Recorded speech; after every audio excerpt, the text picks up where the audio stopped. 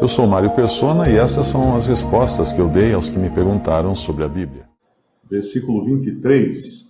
Entrando ele no barco, os seus discípulos o seguiram. E eis que no mar se levantou uma tempestade, tão grande que o barco era coberto pelas ondas, ele, porém, estava dormindo. Então repare que realmente aconteceu essa tempestade, e eu li a respeito desse lugar, e acontecem tempestades lá com ondas muito altas, e se torna perigosa até a navegação. Mas ele dormia. Por que ele dormia? Porque ele é o criador do mar, ele é o criador das ondas, ele é o criador do lago, ele é o criador do vento, ele é o criador de todas as coisas. Mas uma coisa que não diz aqui, mas nós podemos deduzir, é a razão dessa tempestade ter se levantado justamente quando eles estavam atravessando em direção à província dos Gadarenos. Por que se levantou esse mar? Por que se levantaram essas ondas? O que será que estava acontecendo? Se a gente vai lá para Jó, capítulo 1, depois que o Senhor permite que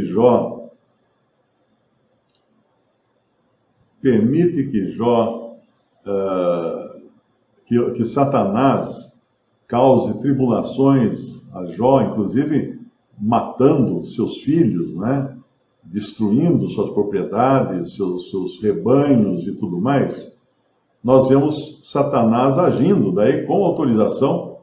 E no versículo 19, Jó capítulo 1, versículo 18, estando ainda este falando, veio outro e disse: estando teus filhos e tuas filhas, disse a Jó, comendo e bebendo vinho em casa de seu irmão primogênito, eis que um grande vento sobreveio da além do deserto e deu nos 4 cantos da casa, que caiu sobre os jovens e morreram. E só eu escapei para trazer-te a notícia. O que é um vento que dá nos 4 cantos? Não é um vento normal. Não é um vento normal. É um vento que vem de 4 direções diferentes. Não é um vento normal. É um vento produzido por aquele que é Senhor das potestades do ar. Senhor das potestades do ar. Então, esse vento aqui foi causado por Satanás. E não deve ter sido diferente, quando nós voltamos lá para Mateus 8, que esse vento, essa tempestade de vento e de mar, de ondas, tenha sido causado por Satanás. Por quê? Porque o Senhor ia visitar os possessos. Simples assim. Ele estava indo em direção à província dos Gadarenos. E lá, ele ia fazer o quê quando ele chegasse lá? Ele ia expulsar os demônios, ele ia libertar aqueles Gadarenos, aqueles homens possessos. E o diabo não ia querer isso. Então, muitas vezes, Satanás interrompe a obra de Deus porque ele não quer que dê frutos. Ele não quer que aconteça, ele não quer que pessoas se convertam, ele não quer que a palavra de Deus seja pregada. Ele põe empecilhos, ele põe areia na engrenagem, ele dificulta de muitas maneiras. Existem 2 situações. Uma que o diabo impede alguém de cumprir a obra de Deus, e outra em que o Senhor impede. Mas espera aí, o Senhor vai impedir a obra? Sim. Nós temos em Atos nós temos exemplos disso. Deixa eu ver se eu acho um. Que embora não tenha aqui neste capítulo, não diga claramente que foi Satanás quem causou aquela ventania, aquela tempestade, para impedir os discípulos, o Senhor e os discípulos, de chegarem à província dos Gadarenos, porque ali o Senhor iria libertar 2 endemoniados, embora não diga explicitamente aqui, através de outras passagens, como aquela de Jó, nós sabemos que Satanás tem poder de causar vendavais e tempestades, e também de outras passagens nós aprendemos que Satanás tem poder para impedir a obra do Senhor. Ele impediu a obra lá em 1 Tessalonicenses, capítulo 2, quando fala: nós, porém, irmãos, sendo privados de vós por um momento de tempo, de vista, mas não do coração, tanto mais procuramos com grande desejo ver o vosso rosto. Por isso, bem quisemos uma e outra vez ir ter convosco, pelo menos eu, Paulo, mas Satanás nolo impediu. Então, Satanás pode também impedir o trânsito dos servos do Senhor, como ele impediu Paulo, né? Mas nem sempre é Satanás, às vezes é o Espírito Santo também, como acontece lá em Atos 16, quando fala: passando pela Frígia, versículo 6, e pela província da Galácia, foram impedidos pelo Espírito Santo de anunciar a palavra na Ásia. Ora, mas como que o Espírito Santo impede alguém de anunciar a palavra? Sim, ele tem os planos dele, não são os nossos planos. É muito importante entender isso, né? Que não é porque eu quero que vai acontecer. Tem que depender do Espírito. E quando chegaram a Mísia, intentavam ir para a Bitínia, mas o Espírito não lhe permitiu. Outra vez. E tendo passado por Mísia, desceram a Troade, e Paulo teve de noite uma visão em que se apresentou um homem da Macedônia, lhe rogou, dizendo: passa a Macedônia e ajuda-nos. E logo depois desta visão, procuramos partir para a Macedônia, concluindo que o Senhor nos chamava para lhes anunciarmos o Evangelho. Agora eles acharam o fio da meada. Então o Senhor tem que estar no controle de todas as coisas. Para quem gosta de ouvir história de Alto Paraíso, aqui vai mais uma. Uma vez o João Cazon, que congrega conosco aqui em Limeira, o João foi nos visitar lá em Alto Paraíso. Foi o João e o Beto Lense também, os dois foram. Depois acho que o Beto voltou antes, alguma coisa assim. E nós fomos, eu, o João, a Cristina e a Lia, que era bebezinha ainda. Nós decidimos ir para um povoado chamado São Jorge, para ir lá distribuir folhetos, falar do Evangelho para as pessoas e tal, né? Então eu peguei meu Fusquinha, eu tinha um Fusquinha nessa época, eu estava com um Fusquinha cor azul horrível, era muito feia a cor daquele Fusquinha. E pegamos o Fusquinha e saímos na estrada de terra, né? E pá, anda, de repente, pum, para tudo.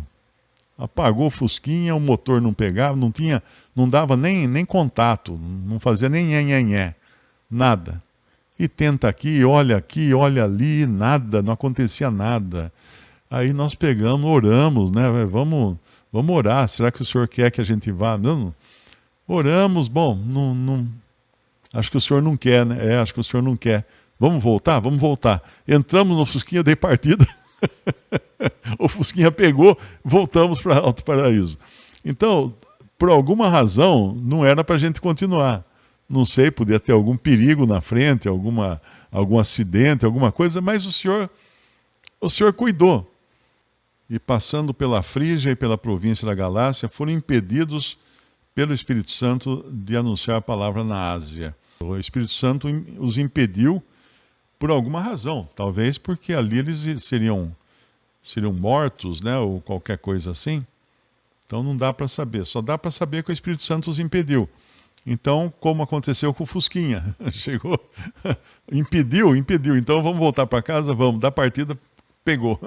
Melhor nem tentar de novo. Então, nós precisamos sempre estar abertos, né, buscando a vontade do Senhor. Ele usa das circunstâncias também, tanto para ir como para não ir, para parar. E aqui nessa passagem nós vemos esse vento, essa tempestade.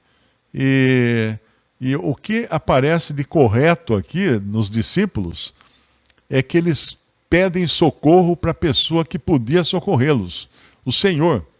No versículo 25 de Mateus 8, e os seus discípulos, aproximando-se, o despertaram, dizendo: Senhor, salva-nos, que perecemos. Salva-nos, que perecemos. Ele disse-lhes: por que temeis, homens de pouca fé? Então, levantando-se, repreendeu os ventos e o mar, e seguiu-se uma grande bonança. Olha só.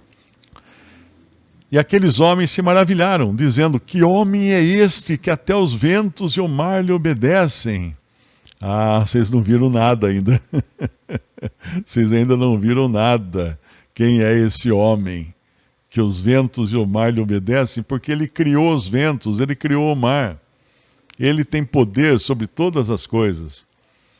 E tendo chegado ao outro lado, a província dos Gadarenos, saíram-lhe ao encontro os dois endemoniados.